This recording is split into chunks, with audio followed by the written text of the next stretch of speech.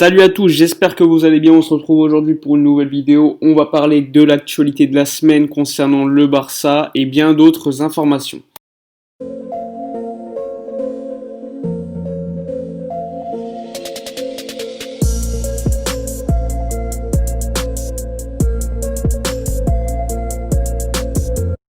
Avant de commencer la vidéo, je voulais vous présenter l'application OneFootball, l'application numéro 1 au niveau mondial pour suivre l'actualité du football. Donc l'application, comme vous le savez, elle est disponible sur l'App Store ou encore sur Android.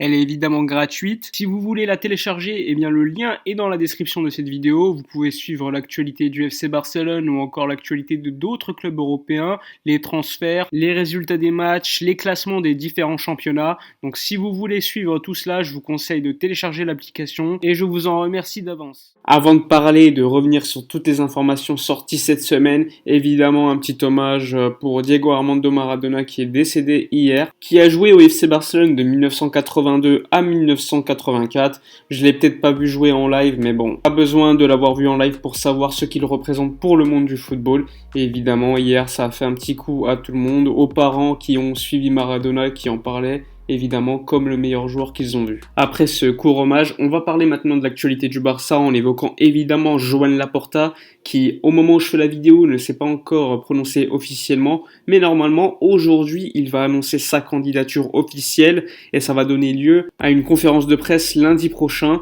et c'est à partir de ce moment-là qu'il va présenter sa candidature en expliquant peut-être qui sont ses soutiens. On va peut-être savoir un ou deux membres de son équipe, sachant qu'il travaille déjà depuis quelques mois sur cette candidature.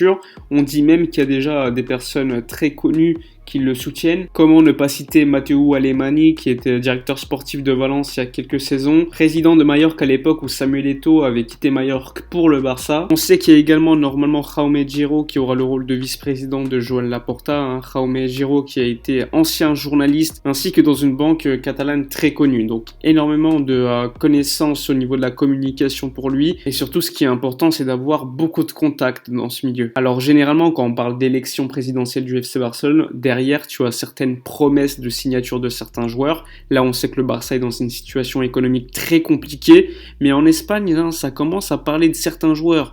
On entend David Alaba qui serait libre. Le seul problème éventuel, ça serait le salaire. Après, son agent qui est Pini Zahavi est quelqu'un de très très proche à Joan Laporta. Il avait participé très activement à sa campagne en 2003. D'ailleurs, il avait été probablement l'acteur le plus important pour que Laporta gagne. Un autre joueur qui fait énormément parler de lui par rapport à Joan Laporta, c'est Erling Haaland, le joueur de Dortmund. On sait qu'il a une clause libératoire de 75 millions d'euros en 2022. Mais j'imagine mal Joan Laporta avoir une promesse pour dans 2 ans, sachant que son agence c'est Mino Raiola qui a quand même des relations plutôt bonnes avec Joan Laporta. Après il ne faudrait pas que le projet Laporta soit vraiment fondé sur des potentielles signatures de joueurs. Le plus important ça reste quand même d'avoir un projet sur le long terme qui est basé sur d'autres choses que signer des joueurs. Mais sur ce point là je suis pas très inquiet parce que Joan Laporta lorsqu'il était président de 2003 à 2010 il a démontré comment faire pour sauver le FC Barcelone qui était proche de la banqueroute à l'époque. Ici on a vu un très grand Barça, un Barça de Pep Guardiola, ensuite un Barça de Luis Enrique, c'est également grâce à Joan Laporta qui a su, par ses décisions ainsi que les décisions prises collégialement avec son équipe, permettre au Barça d'être le club le plus important du début du siècle. Donc ça va être très intéressant à suivre. Il ne faut pas oublier qu'il y aura d'autres précandidatures qui vont être annoncées. Il y a celle de Emilio Rousseau, l'ancien vice-président du FC Barcelone qui était avec Josep Maria Bartomeu. Il y a également Toni Freixa qui l'a annoncé. Jordi Farré qui a été l'instigateur de la motion de censure, lui aussi va se présenter. Donc là ça va commencer à bouger énormément, sachant que les élections normalement devraient avoir lieu le 24 janvier maximum. On pourrait avoir quand même d'ici là énormément de mouvements. Peut-être que Carles Tusquets va comprendre que les élections doivent se faire le plus rapidement possible, mais même dans ce cas, le temps de mettre le protocole des élections en place, puisqu'il va y avoir des votes dans énormément de villes, ça va mettre du temps. Alors concernant les blessures, on va revenir un peu plus aux sportifs. Alors Gérard Piqué, vous le savez, il s'est blessé le genou, mais très sévèrement, il s'est fait quasiment une rupture totale totale du ligament antérieur du genou. En plus de cela, il y avait une entorse très grave au genou, donc une grosse blessure.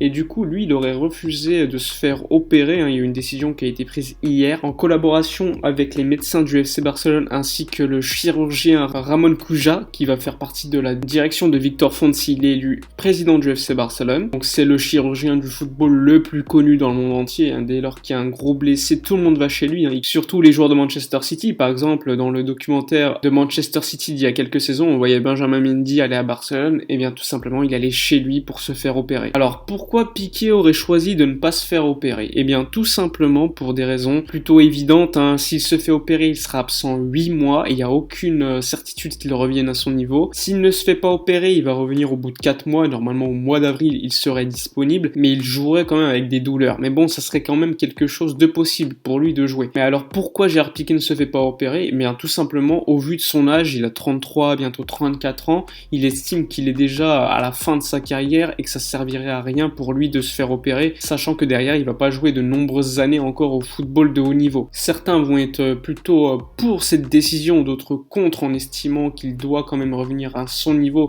quitte à le perdre pour 8 mois. Mais moi je trouve quand même que c'est une décision plutôt intelligente. On sait que Gérard Piqué, il va peut-être lui rester une saison ensuite et pas forcément comme un titulaire, donc pourquoi pas le faire jouer certains matchs la saison prochaine. Tu n'as pas la nécessité d'avoir un Gérard Piqué à 100% alors qu'il aura 34 ans dans ton FC Barcelone pour construire une équipe du futur. Il sera plus titulaire à mon avis la saison prochaine. Donc j'estime que c'est une décision plutôt bonne de la part de Gérard Piqué. C'est largement pas la situation d'un Samuel Umtiti qui avait déjà des douleurs au genou lorsqu'il avait 17-18 ans, qui a refusé toujours de se faire opérer.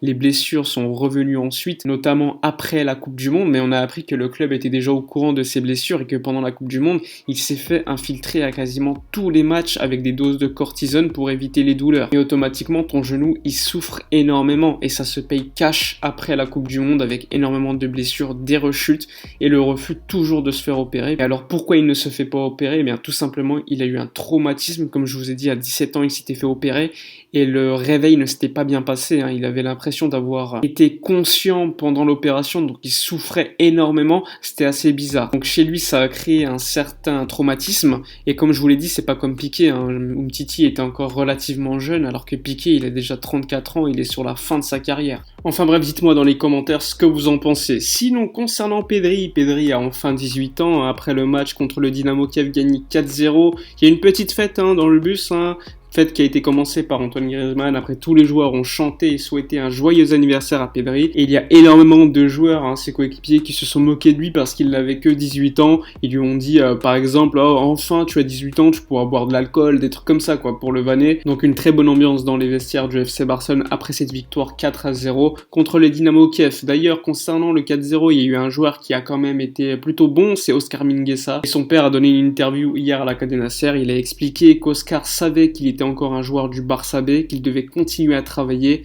qu'il devait garder la tête sur les épaules et que s'il respecte ces deux principes, il arrivera un jour au FC Barcelone en équipe première de manière permanente. Personnellement, concernant Oscar, je considère que c'est un bon joueur, un joueur qui sait très bien relancer. Après, j'ai hâte de voir lors de certains matchs, par exemple ce week-end contre Osasuna ou d'autres matchs un peu plus difficiles pour voir s'il aura la capacité de s'imposer en équipe première. Et si c'est le cas, tu peux le garder. Il pourra assez largement faire le job du défenseur central au FC Barcelone. Enfin bref, on est arrivé à la fin de cette vidéo. N'hésitez pas comme d'habitude à vous abonner à la chaîne si ce n'est pas fait, à donner vos avis dans les commentaires, à liker, à partager. Moi je vous dis à demain pour une prochaine vidéo où on va parler du match contre Osasuna, match qui aura lieu dimanche à 14h. Donc je vous dis à bientôt et d'ici là comme d'habitude, portez-vous bien.